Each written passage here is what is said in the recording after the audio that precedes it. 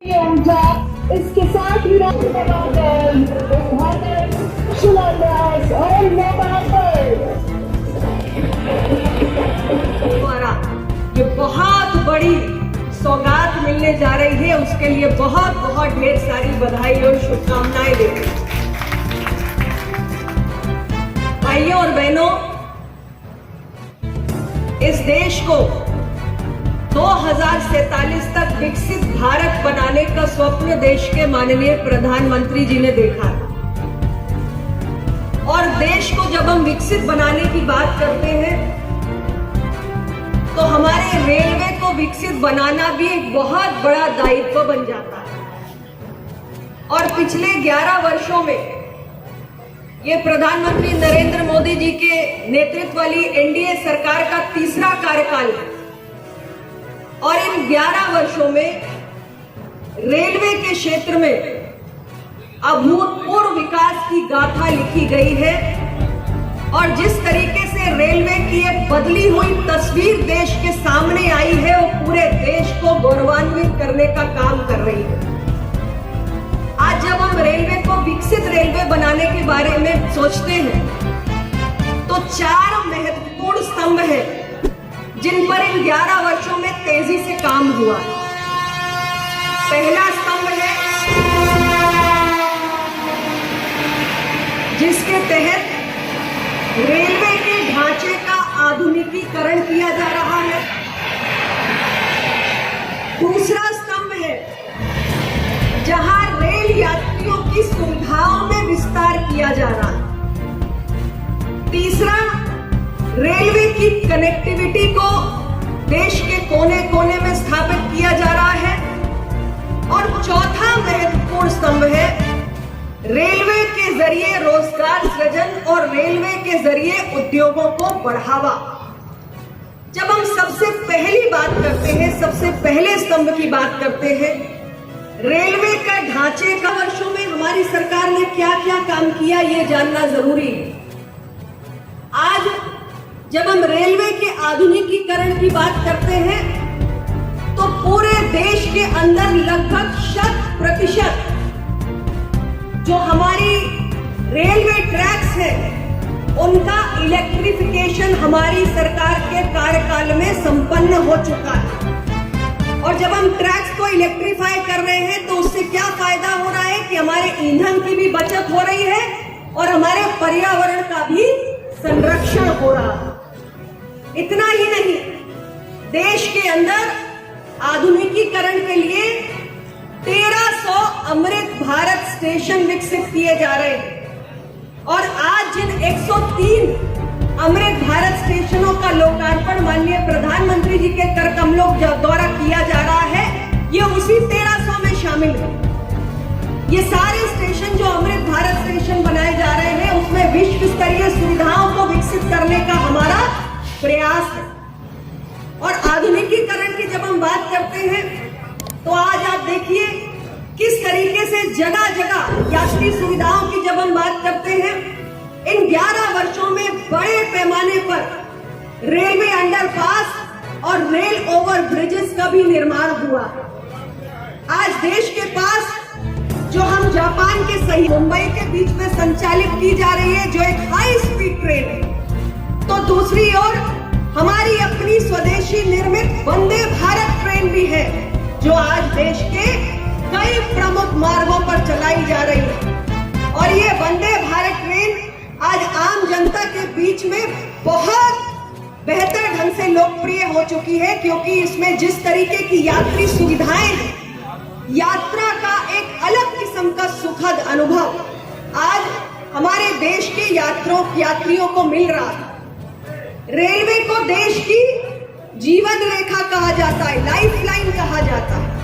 और जब रेलवे की सुविधाओं में विस्तार होता है तो उसका सीधा असर आम जनमानस के जीवन पे पड़ता है। जिस तरीके से आज बेहतरीन स्टेशंस का निर्माण हो रहा है, नए आरओबी बन रहे हैं, यहाँ तक कि दुर्घटनाओं को कम करने के लिए सरकार ने जो प्रयास किए, जितनी हमारी ब्रॉड गेज लाइन है उसमें जो भी मानव रहित क्रॉसिंग है उनको समाप्त किया जा रहा है और बड़े पैमाने पर समाप्त कर यानी रेल दुर्घटनाएं जो होती थी, रेल थी, डिब्बे पलट जाते थे, जनजीवन का नुकसान होता था।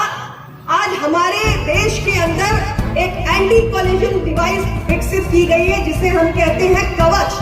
और कवच की ये सुविधा 15,000 किलोमीटर तक ज्यादा से ज्यादा इस डिवाइस का उपयोग हो और रेल दुर्घटनाओं में कमी आए और यात्रियों को बेहतर सुरक्षा मिल सके, ये सारे प्रयास किए जा रहे हैं। और इसके साथ ही सबसे बड़ी बात है कि जो हमारी सरकार की एक सोच है डिजिटल इंडिया की, उसके तहत हमारे देश के कोने कोने में जो रेलवे स्टेशन स्थापित हैं, उनका डिजिटलीकरण भी हमारे रेलवे विभाग ने आज किया।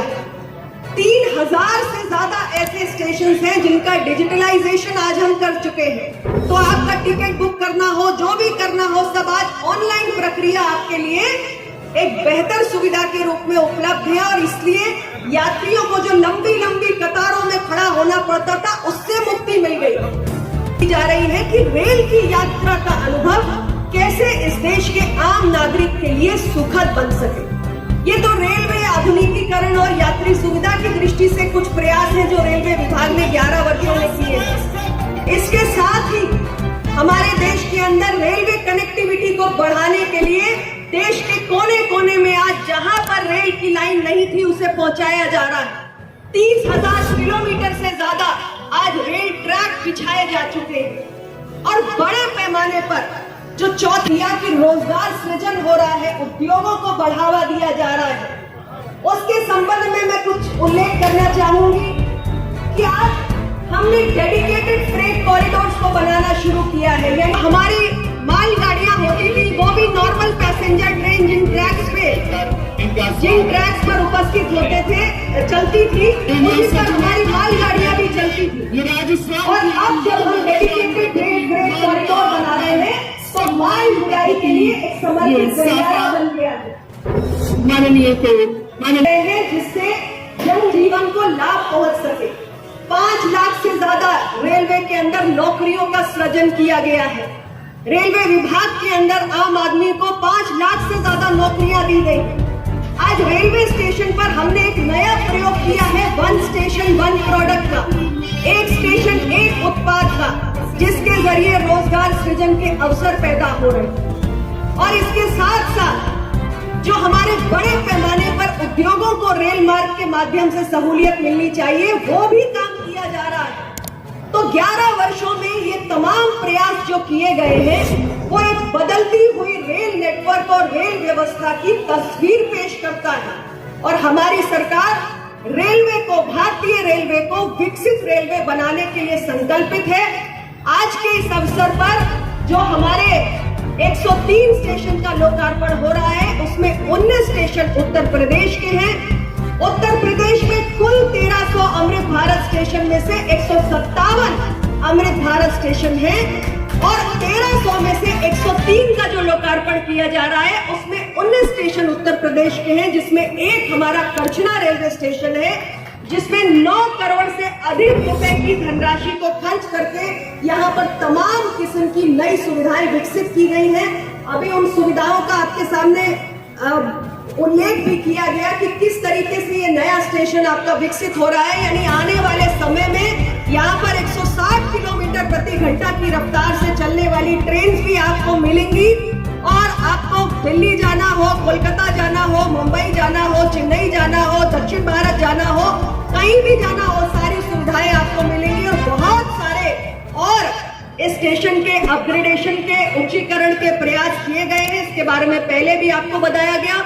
मैं पुनः सभी करछना वासियों को और आप सभी लोगों को और सभी हमारे भारतीय जनता पार्टी और अपना दल के कार्यकर्ता और नेतागण जो इस अवसर पर यहाँ पर उपस्थित हैं, उनको बधाई देना चाहती हूँ और हमारे रेलवे विभाग के अधिकारियों का अभिनंदन करती हूँ। और मैं उम्मीद करती हूँ कि आप सभी जिम्मेदार नागरिकों की तरह, ये सार्वजनिक संपत्ति है, ये देश की संपत्ति है, रेलवे स्टेशन आपकी संपत्ति है। इसे जिस खूबसूरती के साथ विकसित किया गया है, आपको बेहतर सुविधा मिले, इसके लिए विकसित किया गया है। तो आप सभी इस संपत्ति को सहेज कर भी रखेंगे और खास तौर से रेलवे स्टेशन पर स्वच्छता बनाए रखने का काम भी आप सब नागरिक